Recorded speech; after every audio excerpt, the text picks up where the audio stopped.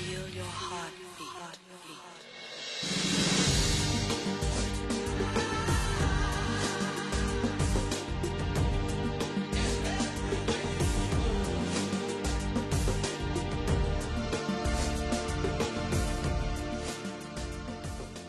Bonjour et bienvenue à tous donc pour un nouveau tutoriel consacré à Cinema 4D dans sa version R17. Donc aujourd'hui, encore une fois, nous allons nous intéresser à un déformateur, en l'occurrence le déformateur correction. En fait, ce déformateur, on va dire que c'est une version un peu plus aboutie que le déformateur déformation libre. Donc on l'appelle. Donc on a juste son axe qui apparaît à l'écran. On va appeler un cube, donc primitive, que je subdivise en 4. Donc mon cube est une primitive et je mets mon déformateur en enfant de mon cube. Et maintenant, qu'est-ce qui se passe une fois que je sélectionne mon déformateur? Si je me mets en mode point, eh bien, je peux travailler sur les points, les bouger, jouer avec l'échelle. Bref, c'est comme si j'étais en modélisation polygonale, mais directement sur une primitive. Donc on va s'amuser un peu. Je me mets en mode Edge, en sélection par loop. Voilà, donc là je sélectionne donc un loop de ligne. OK. Et on va les agrandir. Donc, petite parenthèse, le taglissage à 25, c'est toujours plus clean. On continue. Voilà, je peux déplacer ce loop. Je sélectionne un autre loop. Et donc voilà. Je fais donc de la modé polygonale directement sur une primitive de base Cinema 4D. Je peux me mettre en mode point et faire des slices. Hein, voilà, c'est quand même pas mal du tout. Hein. Voilà. Et donc, je donne vie à mon cube.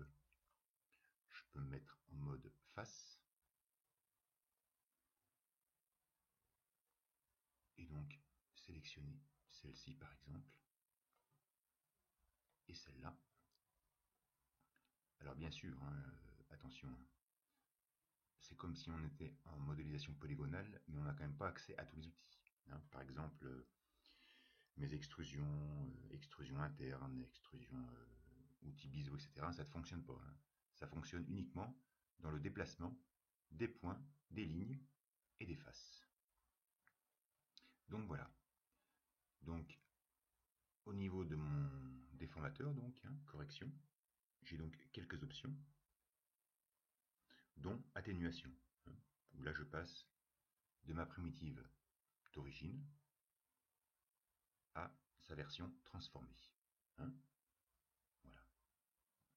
Hein, car il faut aussi savoir que tous les déformateurs donc présents sur Cinema 4D, soit ce sont des outils de modélisation, mais ce sont aussi des outils très intéressants pour l'animation. Ok. Donc, voilà, je suis comme ça par exemple. Hein, je rappelle que cette modélisation polygonale, je l'ai effectuée sur un primitive. Donc là, je peux augmenter mes segments par exemple. On va se mettre à 8 maintenant. Voilà. Une fois que je resélectionne mon déformateur, donc la cage ancienne, c'était une cage de 4 par 4, et donc maintenant mon cube est de 8 par 8. Et bien là, on va faire un mettre à jour, une mise à jour. Et donc ma cage, automatiquement, voilà, s'est conformée en 8 par 8. Voilà. Et donc je peux continuer de travailler. Hein. Sélectionner des faces.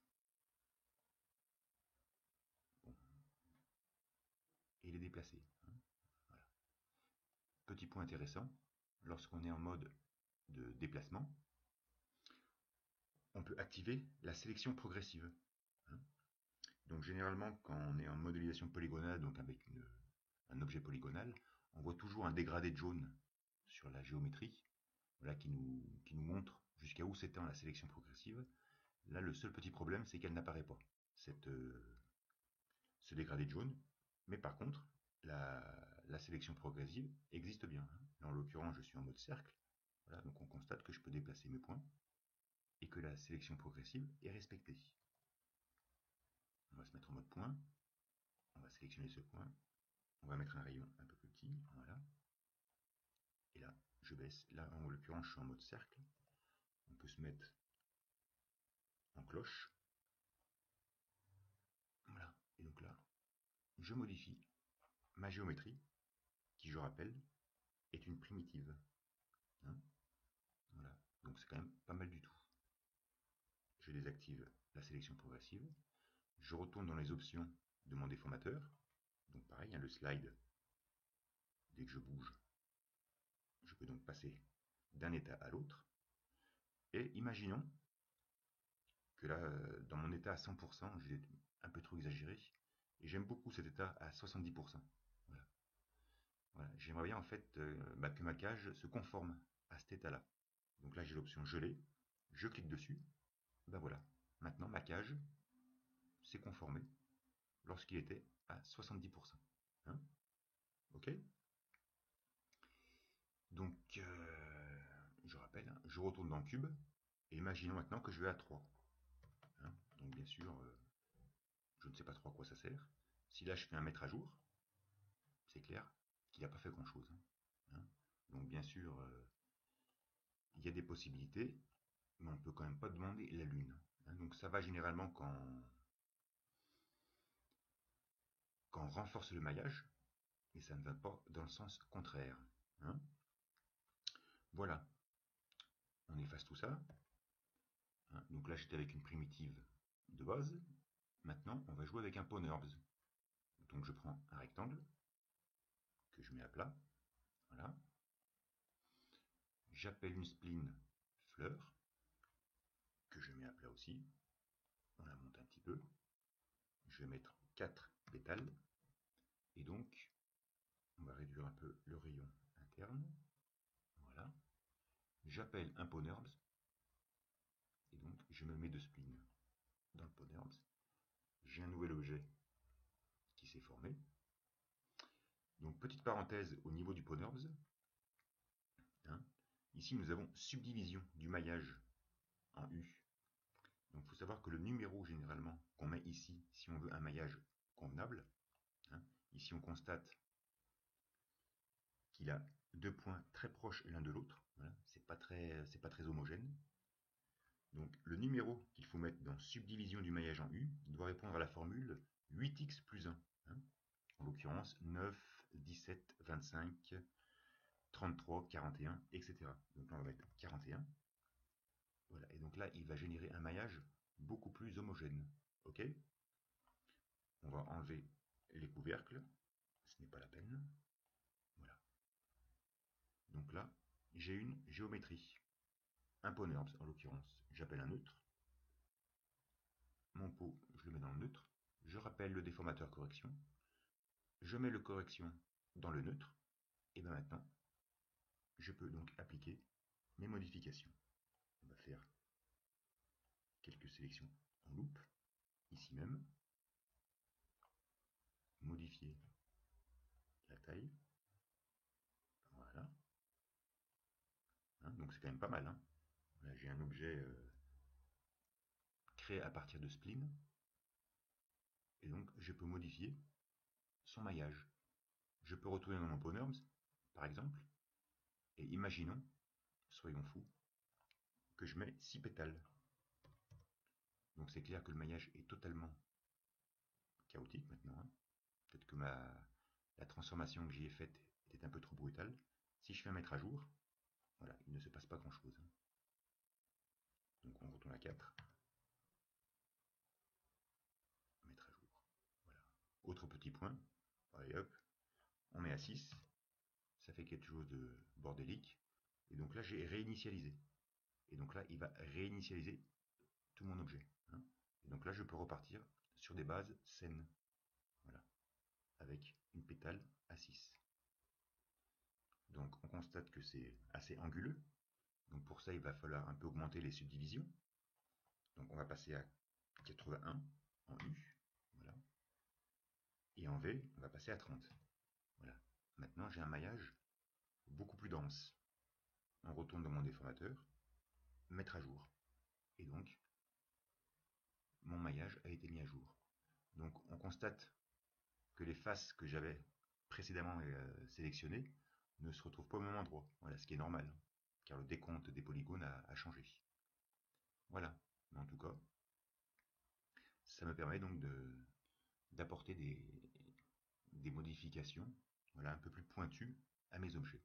Alors soit la correction est assez limitée, hein, comme je vous l'ai dit, c'est uniquement pour déplacer ou changer l'échelle ou éventuellement faire une rotation d'un groupe de polygones, de points ou de lignes.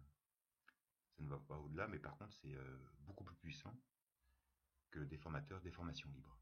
Hein. Voilà. Et comme toujours, je peux slider dans l'intensité afin d'animer tout ça. Hein. Donc pendant qu'on y est, voilà, donc on constate quand même que la géométrie résultante est assez anguleuse. Et il y a un nouveau déformateur qui est apparu, c'est le déformateur lissage. Donc je l'appelle. Hein. Donc toujours lorsqu'on utilise plusieurs déformateurs, hein, pour un objet, il faut respecter la hiérarchie. Hein. Le déformateur qui est en haut, c'est le premier qui va rentrer en action. Donc lissage, je le passe en deuxième. Voilà. Et donc là, j'effectue un lissage. Je peux modifier l'intensité, voilà, jusqu'à ce que ça nous convienne. Donc ça, c'est quand même pas mal ce petit déformateur. Hein. Voilà. Je peux aussi modifier rigidité. Voilà. Au niveau de ma correction, j'avais aussi une atténuation. Donc là, l'atténuation, il n'y avait pas d'atténuation, ou elle était infinie. Donc ma déformation, ça s'appliquait sur tout l'objet, mais je peux définir une boîte par exemple. Hein. Et donc, dès que je bouge cette boîte, bon, il va falloir aussi un peu que je l'agrandisse, pardon. Échelle, voilà, là on la voit mieux. On va la baisser un petit peu. Et donc, dès que je la bouge, ma déformation ne s'applique, voilà, qu'à une partie de l'objet. Voilà, ce qui est aussi pas mal pour faire des animations. Là aussi, j'ai aussi l'influence, bien sûr. Hein. Voilà. Si mon déformateur va s'appliquer de manière intégrale ou non. Et l'atténuation. Voilà. Là, je n'ai pas du tout d'atténuation, et là, j'en ai. Voilà. Et après, dès que je bouge ma cage, la déformation ne s'applique qu'à une certaine partie de l'objet. Ce qui est sympathique. Donc là, en l'occurrence, j'avais mis une boîte, hein, mais on peut mettre une sphère. Hein. Voilà. Ça fait sympa. Hein. Voilà. Donc, par contre, si je désélectionne lissage, là, je vais avoir un maillage un peu plus, voilà, un peu plus anguleux. Hein. Donc finalement, ce déformateur lissage est aussi très pratique. Et tout ceci sans perturber mon Ponorms. Hein. La fleur, je peux la monter. Le rectangle, soyons fous, on va y mettre des arrondis. Voilà. Et après, donc, je vais dans correction. Hop. Et on met à jour. Et de nouveau, hein, donc là, je précise, hein, que dans mon correction, j'ai une atténuation. Donc, on va la désélectionner. Donc là, je peux modifier un point. Je prends mode déplacement. Sélection progressive, je l'active en mode cloche, avec un rayon assez élevé. Et là, je déplace ce point. Voilà. Et donc, je déforme mon objet. En l'occurrence, je le corrige. Hein. D'où le nom de correction pour ce déformateur. Voilà, voilà, en gros comment ça fonctionne. C'est quand même assez sympa. Allez, bonne journée à tous et je vous dis à la prochaine. Ciao, ciao.